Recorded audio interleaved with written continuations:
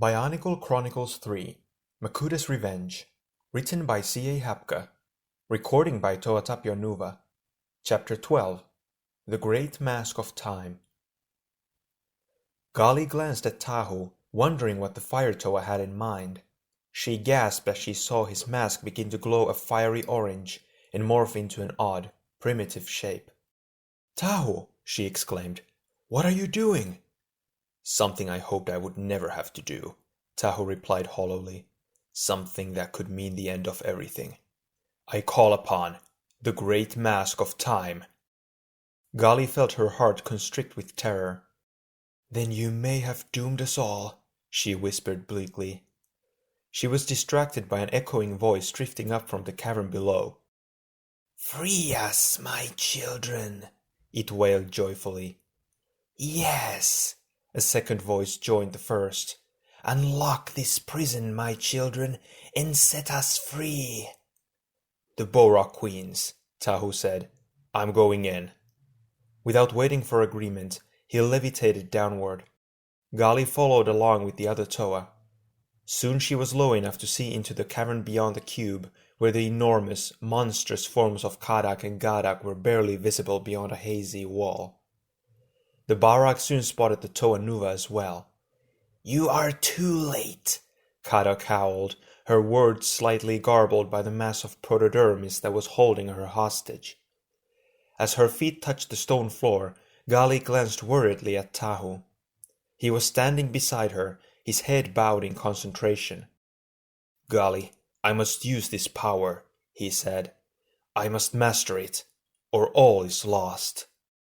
"But if you fail," she said urgently, "Mata Nui will fall. All of reality may be undone." The Vahi glowed brightly. "Then I will not fail," Tahu said grimly. Gali held her breath as a ripple of energy radiated out from Tahu's mask. The air seemed to quiver as the time energy moved through it. The Vahi's energy struck the Borak Kal just as they raised their clawed arms to move the icons into place.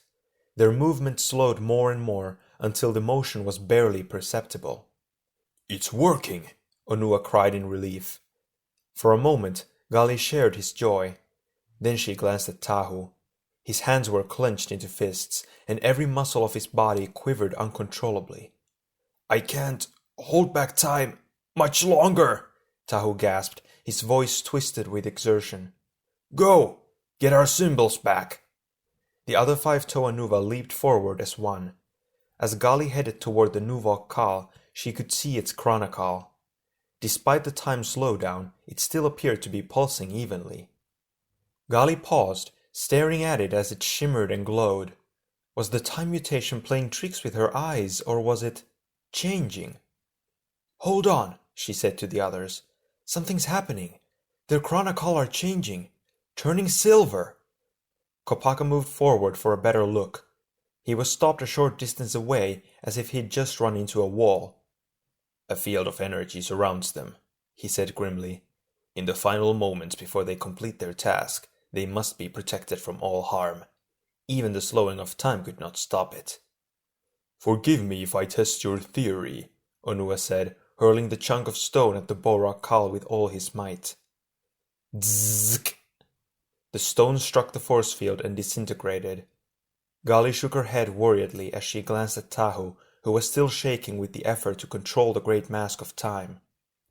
Lewa shuddered. "It's over," he said. "Even when we still had our powers, we were barely able to fight snare the Barak at their ordinary strength. We've failed. Failed our villages, our people." For once, words seemed to desert the Air Toa, and he merely shook his head to complete his point. Gali glanced around the group. The other Toa Nuva looked just as dejected as Lewa. Onua was staring in disbelief at the spot where the stone had disintegrated. Nearby, Pohatu was shifting his weight nervously from one foot to the other. Kopaka said nothing as usual, staring fixedly at the Barak in their glutinous cage. And for the first time since she'd known him, Gali saw defeat lurking in Tahu's eyes. But Gali herself was not yet ready to give up. Unity, duty, destiny, so far the Matoran creed had never failed them.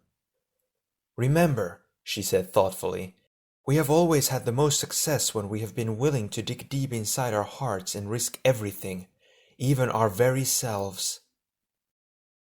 End of chapter 12.